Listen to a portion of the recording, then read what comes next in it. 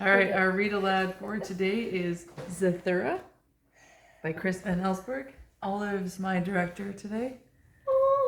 I will be reading. All right, so make sure it's straight.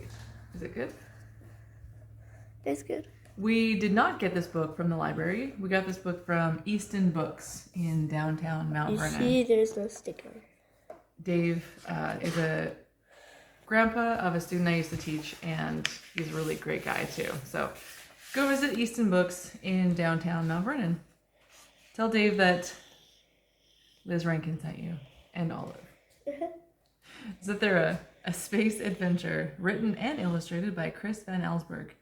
This is our first book where the writer was also the illustrator. Thanks. A space adventure. Mom! Danny Budwing yelled. Mom! Walter and Danny's mother stopped at her son's bedroom door.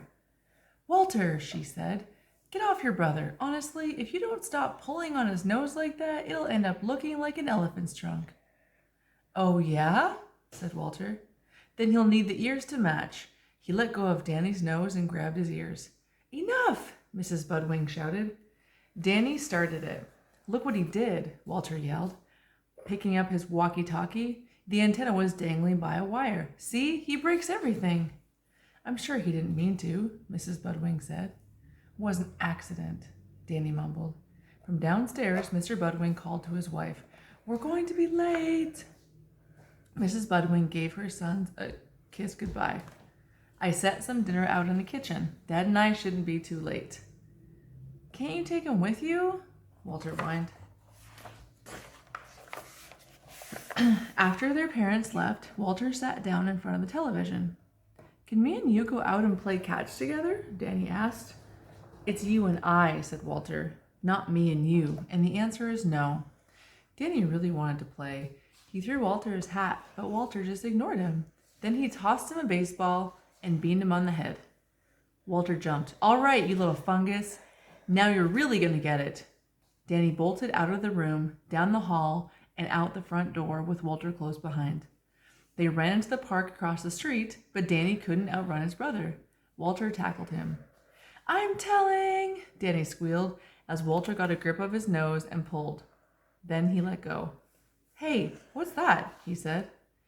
Right next to the boys was a long, thin box resting against the tree. Walter got off his brother and picked it up. Oh, it's just some dumb old game. Here, he said, poking Danny in the stomach with the box. It's for babies like you. He trotted off as Danny read the words in the box. Jumanji, a jungle adventure. Danny stuck the game under his arm and ran home after his brother. Back inside, Danny looked at the box. It was covered with pictures of jungle animals. He took out dice, some tokens, and a very plain game board. Walter was right. It was a babyish game and probably boring too. Danny started to put it away but discovered, jammed tightly into the bottom of the box, another board. He banged the box on the floor and out it popped.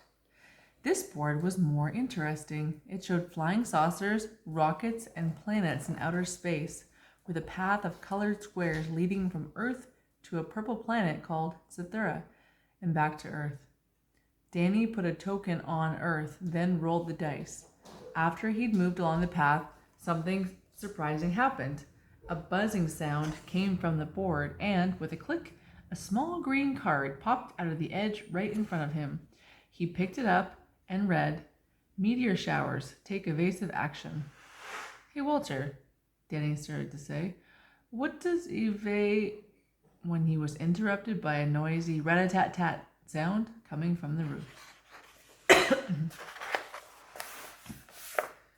Walter looked up from the television. Holy smoke, he said. Must be a hailstorm. It's not hail, shouted Danny, holding up the card. It's meteors. The noise grew louder, like 1,000 golf balls banging on the roof. The room got so dark. Walter turned on the lights, then kaboom! A rock the size of a refrigerator fell through the ceiling and crushed the television. See, said Danny, I told you, meteors. Walter stared at the hole in the ceiling. Okay, he agreed, meteors. But how did it get so dark so fast? Through the hole, he could see what was left of his parents' bedroom, and beyond that, a black star-filled sky. It looks like night up there. It's not night, said Danny. It's outer space. What are you talking about? Geez, outer space, Walter muttered as he went to the front door. We just lost track of time. It's night, that's all. He threw open the door and almost took a step outside before he realized there was no outside anymore. At least, not the one he expected.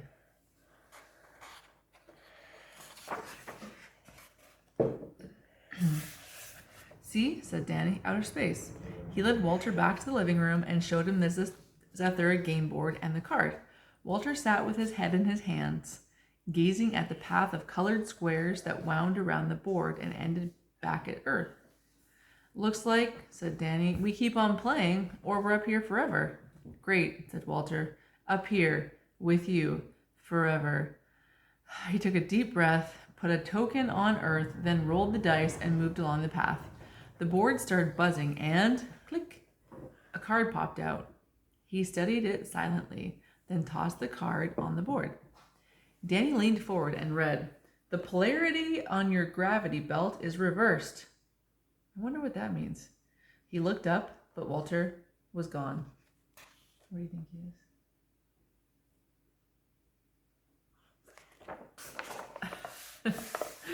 Walter, he called out. Up here, answered Walter. Danny looked up and saw his brother pressed up against the ceiling. I've lost my gravity.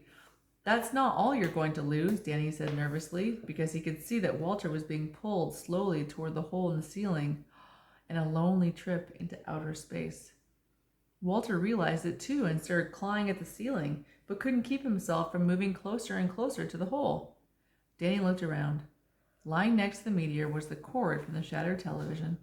He tossed it to Walter, who knotted it tightly to his belt. Danny grabbed the end of the cord and tied his brother to the sofa. Danny rolled the dice and moved his token along the path. Click. Out pops another card. Your gyroscope is malfunctioning. Suddenly the house tilted. Everything in the room slid to one side, and Danny got buried under a mountain of furniture. He slowly dug himself out, clutching the game, only to find that Walter was floating back toward the hole in the ceiling. Danny tied him to the sofa again and handed up the dice. Walter rolled and got his gravity back, dropping to the floor with a thud. Danny moved his piece and handed him his card. Your robot is defective, Walter read. What kind of robot is it, do you think? A fly.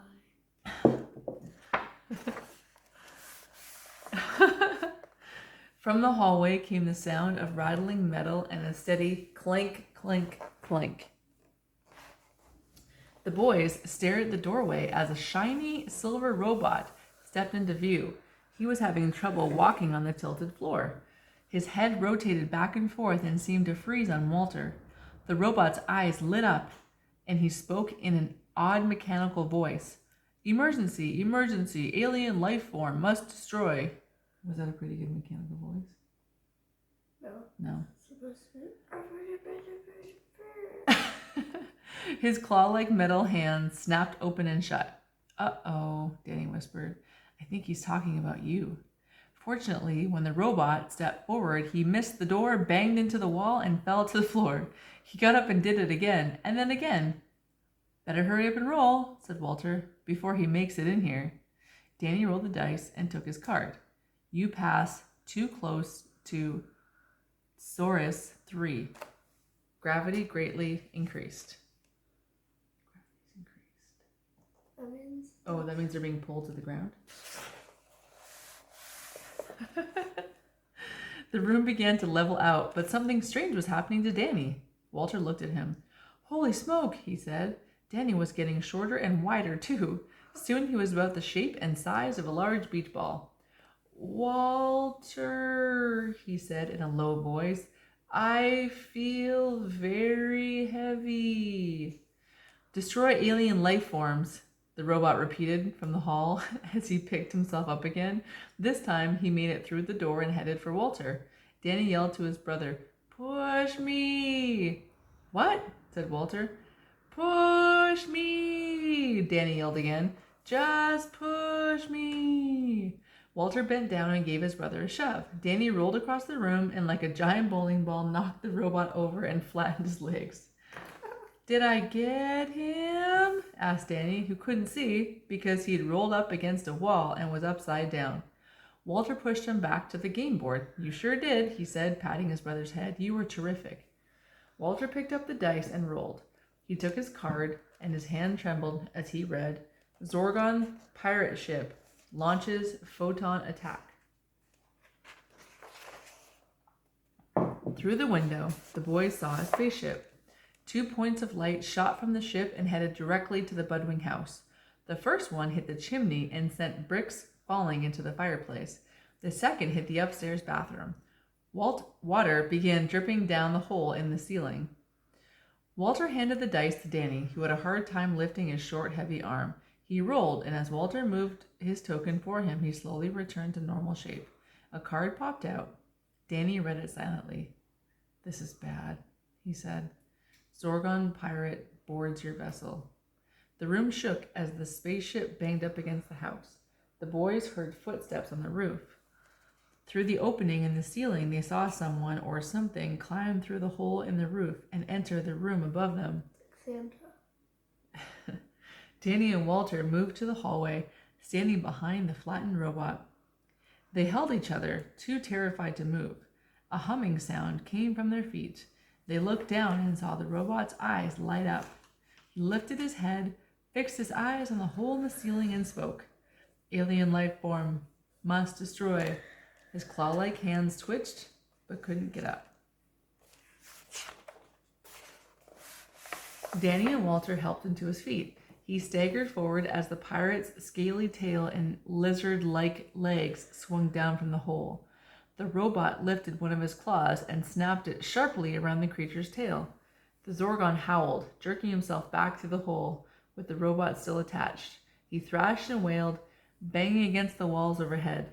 Then, minus one arm, the robot dropped down through the hole. The boys heard the Zorgon scramble across the roof and saw the flash of his rockets as the ship sped away. It seemed hopeless. The robot's eyes were dark again. They've been playing almost 3 hours, and their tokens rested a galaxy away from Zathura and twice that far from Earth. "We're never going to make it," said Walter. "Sure we are," answered Danny. He handed the dice to his brother. "Me and you together, we can do it."